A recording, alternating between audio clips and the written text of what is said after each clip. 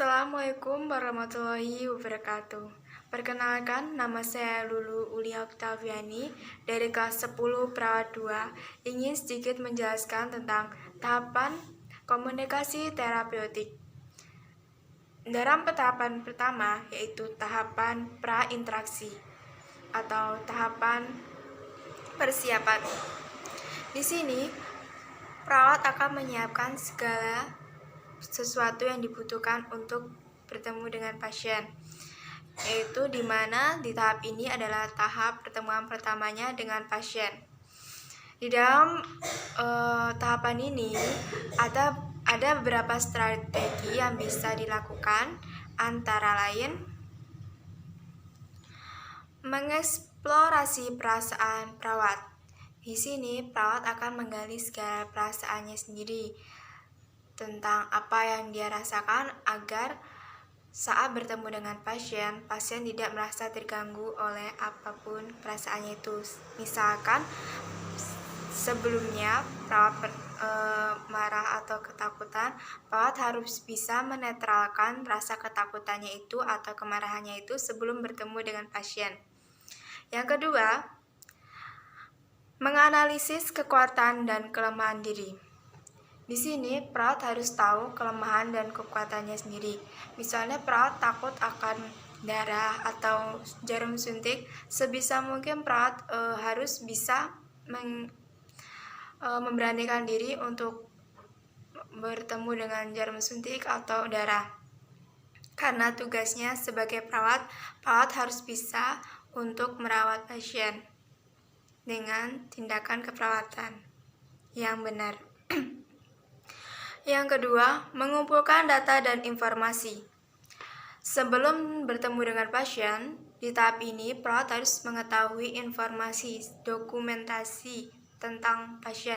Misalnya, penyakit apa yang diderita pasien, obat apa yang telah dimakan, dan keluhan apa yang sebelumnya ia rasakan.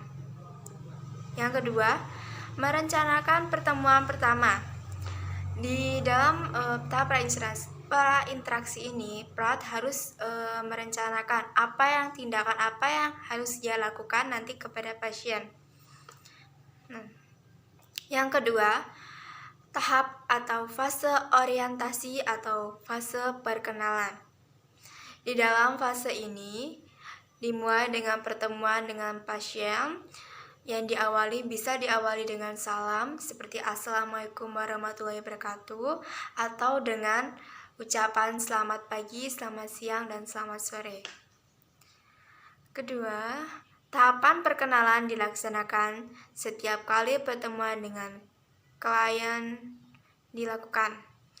Di tahap ini, tahap orientasi, perawat harus mengenalkan dirinya, seperti namanya, tujuannya ke sana, dan tindakan apa yang dia lakukan. Ketiga, dalam memulai hubungan, tugas utama adalah membina rasa percaya, penerimaan, dan pengertian komunikasi yang terbuka dan perumusan kontrak dengan klien. Di tahap ini, perawat harus bisa mendapatkan rasa percaya dari pasien, yaitu dengan melakukan tindakan yang benar, seperti yang benar dan yakin, harus yakin. Karena pasien bisa melihat kegrogian kita atau ketakutan kita saat melakukan tindakan. Karena kalau kita grogi, kita bisa mengurangi kepercayaan pasien. Keempat, perawat dan klien mungkin mengalami perasaan yang tidak nyaman, bimbang karena memulai hubungan yang baru. Nah, di sini perawat harus bisa mengurangi rasa tidak nyaman, yaitu dengan berbicara terbuka, contohnya kepada pasien, seperti menanyakan bagaimana tidurnya semalam atau apapun itu yang bisa membuat klien senyaman mungkin dengan kita. 5. Tugas perawat adalah mengeksplorasi pikiran, perasaan, perbuatan klien dan mengidentifikasi masalah serta perumusan tujuan bersama klien. Di sini perawat harus mendalami perasaan pasien. Misalnya pasien itu ketakutan atau marah atau sedih, perawat harus sebisa mungkin untuk mengetahui perasaannya, atau dengan menetralkan perasaan pasien dengan membuatnya bahagia atau sedikit membuatnya tersenyum. 6. Secara psikologis, komunikasi yang bersifat terapeutik akan membuat pasien lebih tenang dan tidak gelisah. Di sini tujuan komunikasi terapeutik adalah untuk mengurangi kecemasan pasien dan membuat hubungan perawat dan pasien lebih dekat, menjalin hubungan yang lebih baik. Jadi kita sebisa mungkin untuk mengurangi kegelisahan pasien dan meningkatkan rasa tenang pasien selama di rumah sakit. 7. Membina rasa saling percaya dengan komunikasi penerimaan dan komunikasi terbuka terhadap klien dengan tidak membebani diri dengan sikap klien yang melakukan penolakan dari awal pertemuan. Nah, kalau misalnya pasien ini melakukan tindakan, kita jelaskan prosedurnya, kenapa kita lakukan ini, atau mungkin apa yang bisa membuatnya gelisah, kita tanyakan. Dan kita bisa juga komunikasi dengan komunikasi terbuka yang seperti kita tadi, bagaimana keadaan pasien. Merumuskan kontrak seperti waktu, tempat pertemuan, dan topik pembicaraan bersama-sama dengan klien dan menjelaskan atau mengklarifikasi kembali kontrak yang telah disepakati bersama. Di sini perawat itu membuat kontrak seperti tindakan apa yang dia lakukan, terus berapa waktu yang dia butuhkan dan tujuan tindakan itu. Mengeksplorasi pikiran, perasaan, dan perbuatan serta mengidentifikasi masalah klien yang umumnya dilakukan dengan menggunakan teknik komunikasi pertanyaan terbuka. Pertanyaan terbuka ini bisa juga untuk mengetahui perasaannya pasien, seperti apa perasaannya, dan itu kita bisa menyesuaikan perasaan dia. Kayak dia ketakutan, kita harus bisa mungkin membuatnya bahagia atau mengurangi kecemasannya. Merumuskan tujuan interaksi dengan klien. Tujuan kita datang komunikasi itu untuk apa? Misalnya tindakan apa yang kita lakukan, tujuannya untuk apa? Berimbasnya kepada pasien. Kita harus berkomunikasi juga dengan pasien. Ketiga, fase atau tahap kerja. Di sini merupakan inti dari keseluruhan proses komunikasi terapeutik yang terkait erat dengan pelaksanaan rencana tindakan keperawatan yang akan dilakukan sesuai dengan tujuan yang dicapai. Dengan tugas perawat yaitu mengeksplorasi stresor yang terjadi pada klien dengan tepat.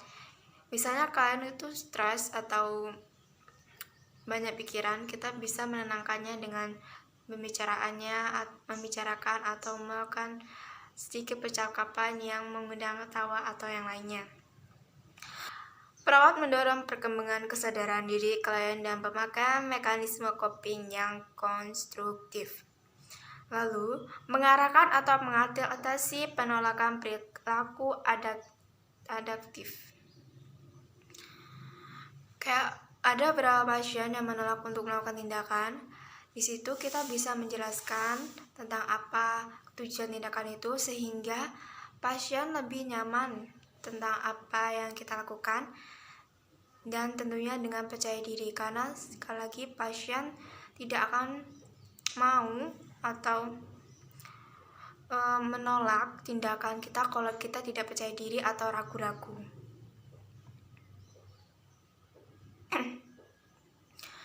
Keempat, fase atau tahap terminasi merupakan tahap akhir di pertemuan perawat dan klien. Di sini perawat atau klien itu tahap terminasi atau tahap perpisahan atau tahap berpamitan dengan pasien. Di sini setelah kita melakukan tindakan keperawatan, kita biasanya akan mengundur diri kepada pasien. Tentunya harus dengan sopan dan santun.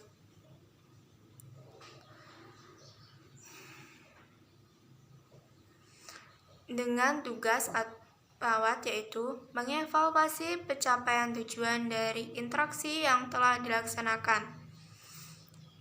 Mengevaluasi atau kita mengevaluasi informasi apa aja, tindakan apa aja yang kita telah lakukan, kita evaluasi lagi benar atau tidak, atau ada yang kurang atau yang tidak.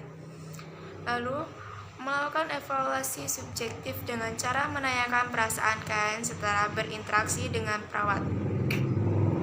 Tanyakan keadaan pasien setelah kita melakukan tindakan, seperti bagaimana keadaannya, nyeri atau enggak, atau sudah baikan belum, seperti itu. Bisa kita tanyakan kepada pasien. Ketiga, menyepakati tindakan lanjut terhadap interaksi yang telah dilakukan. Seperti misalnya pasien setelah tindakan itu pemeriksaan sekitar pasien mengatakan nyeri pada perut atau yang lainnya, kita lanjutin.